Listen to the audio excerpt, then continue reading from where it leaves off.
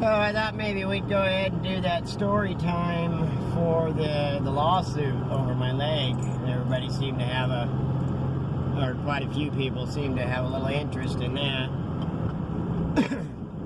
Well, anyways, when I broke my leg, they hauled my ass into town. We were up the Romanos, down on the coast range, nasty ground. And we come out Smith River. They took me into Reachport, was going to drop me off there. Reachport Hospital, they're like, nope, not us. Well, by the time they figured out that they couldn't really help me, the guys in the crummy, douchebags, had already split tail and hauled ass, so they throw me in an ambulance, and they give me the option. They said, you want to go to Eugene or you want to go to Florence? Well, this is back before cell phones and stuff like that. It's middle of winter, so it's already dark. And I'm like, well, shoot, by the time I get clear to Eugene and get word to my wife, you know, she's going to be, or at the time, it was just my girlfriend, Jennifer, you know, she's going to be freaking out. Because we had just moved down to the coast 3 days earlier. So I was like, well, shoot, you might as well take me to Florence. That way, at least, you know, I knew I could make contact with her. And that was my mistake right there. I should have made him take me or should have had him take me to Eugene. So anyways, they take me down to Florence there, and this doctor comes in. My oldest brother's there with me, my wife, and a couple of buddies of mine, or my girlfriend. And he does a couple of x-rays, and he comes back, shows me, and, you know, it's compound fracture, tib fib. My ankle bone is crushed, a bunch of other crap. But in between, sometime between pulling the boot off and, you know, it flopping down and trying to put a splint on it and getting hauled in on the rigging and whatnot, somehow the muscle, my calf muscle, wrapped the tibia, the bigger one. I think it's the tibia. Anyways, wrapped one of the bones. And so he says, it's not that big of a deal, you know, just, he said, you can go in and have you know, an open reduction done, which means they cut you open, and he gave me this, I mean, in the story he gave me, he scared the hell out of me. He's like, they're going to take this rod about this long and start up at the top of your knee. And he actually even showed me a video of it being done, and it was absolutely brutal. And he says they do that, you know, that way the bone will be set perfect and everything, but, you know, you have a very high chance of getting infection, and if you get an infection, then, you know, you could end up losing part of your leg, or, you know, or you can do a closed reduction, and he said at most you might lose, you know, he said you won't lose enough lift, you know, because the bone's being broke. He said you won't be able to tell it, you know. And I'm like, well, Jesus Christ, if you can do it, you know, the same outcome with all the other brutality and not having to worry about infection and stuff, that, you know, my brother's like, oh yeah, no, that's the way you want to go. So that's what we did.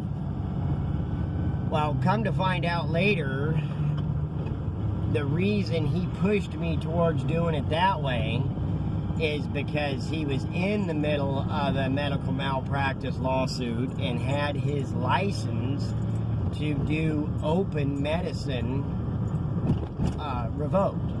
So he couldn't cut you open or anything like that. You know, he could still prescribe and tell you, you know, what was the matter with you or whatnot, but he couldn't open you up. And being an orthopedic surgeon, that's kind of his thing.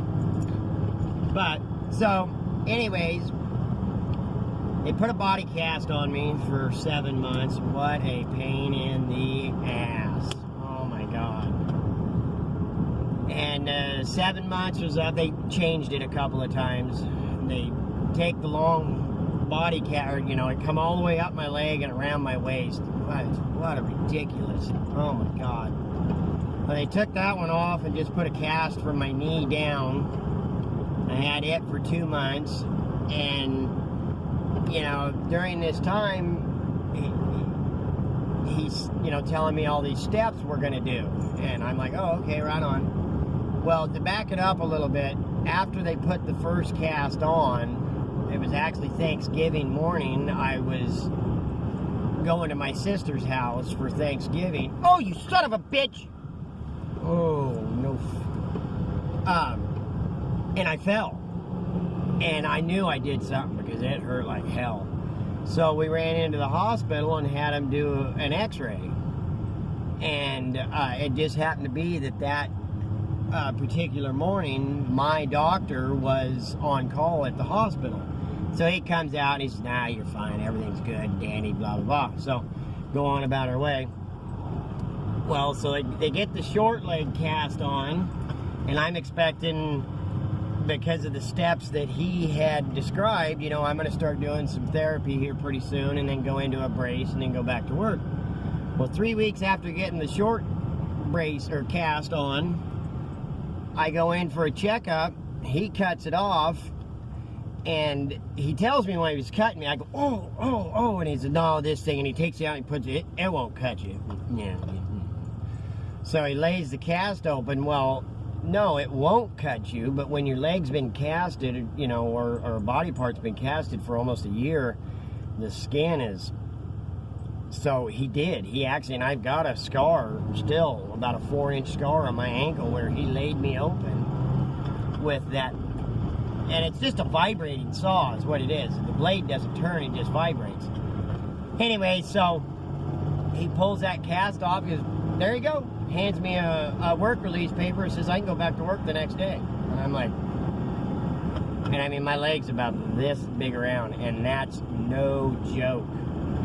It only takes 24 hours of non-movement before you start losing muscle, and you know, it starts deteriorating. So after 11 and a half months, I'm not kidding you, I mean, my leg was that big around. It was nasty. It was gross. Anyway, so I go back to work and I'm having a terrible time. Oh my goodness. You know, my left leg, or my right leg, it's because I'd been leaning on it. It was full tilt boogie, you know, but here's my right leg and I can't build muscle and I keep twisting my ankle. And I end up quitting that outfit that I was working for, and I go over to Joseph, Oregon, LeGrand, actually, 76 miles east of LeGrand, right? I mean, you're right on the Idaho border. Beautiful country.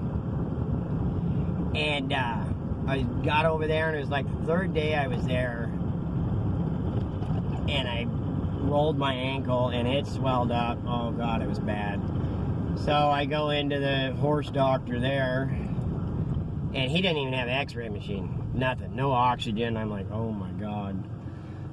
He comes and he says, he goes, well, I can't take an x-ray of it, but I can tell you it's swollen. I'm like, well, thanks there, bud. He goes, hey, I think you probably better go into LeGrand and get it looked at. And I go, listen, buddy, I'm sleeping in the back seat of my car over here. I'm from Eugene. And he said, haul ass. I'll get you a doctor's appointment. And that was it.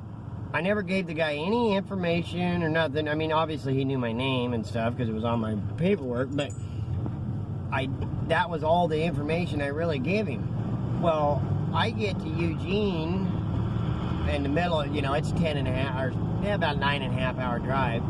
I leave there in the afternoon, you know, so I don't get here to town until 3, 4 o'clock in the morning. And at 7:30 that next morning, the phone rings, and it's my attorney. And he says, I got a phone call from a doctor in Joseph, Oregon last night, and he said, yesterday afternoon, he said that I needed to look into some stuff for you. And I'm like, what the heck? Well, this old boy, he knew that, he actually told me, he said, I can't do anything for you. He said, if you was a horse, we'd put you down. And I was like, oh, good Lord. So he, somehow, I don't know how he knew who my attorney was or however, but he made contact with him. So my attorney, he starts asking for medical records and stuff like that of the accident, and each time I went in for a new cast and whatnot. And it wasn't but about 3 days later, my attorney calls me and he says, we're going to file a medical malpractice suit against this guy. And I'm like, we are? And it says, oh, we absolutely are.